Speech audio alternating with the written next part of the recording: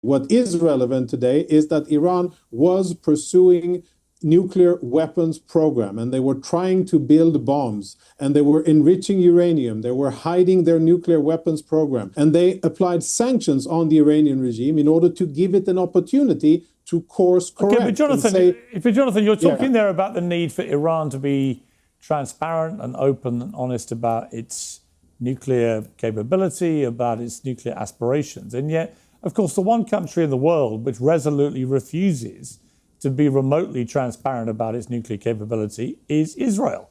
I've asked Netanyahu directly many times. I asked Naftali Bennett, the former Prime Minister, last week. Nobody ever wants to give a straight answer. So let me just ask you. You said you answer my questions. Does Israel have nuclear weapons? Yes or no? Listen, as far as I know, and as you know, not the Prime Minister, not even close to it, way above my pay grade. But as far as I understand, Israel does possess significant capabilities. But officially, Israel says it maintains this policy of ambiguity. Why? I think at this, I think at this stage, the organizations, enemies, and people who need to know, they know. And I'm specifically focusing on our enemies. And yeah, but you understand why people like me look at it and go, hang on a sec. So you guys are all over Iran about their nuclear capability, and you want to have full transparency. You don't want anyone misleading anybody.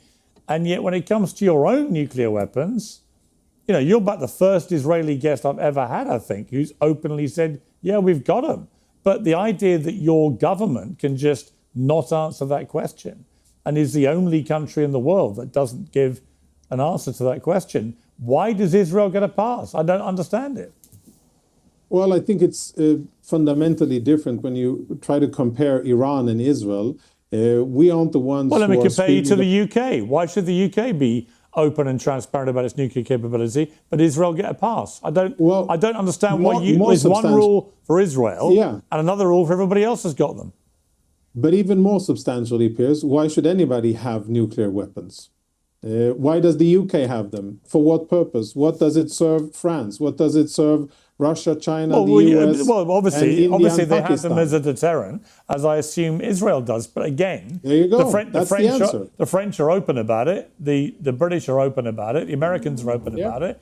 The only country that isn't is Israel.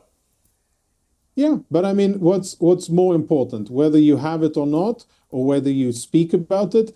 I mean, I think it's something that, frankly, it's one of those Israeli policies that I actually don't understand myself. I've questioned it a few times and sought answers to really understand the reason behind it. If you're going to lecture other countries about being transparent about their nuclear capability and aspirations, you've got to be yourself.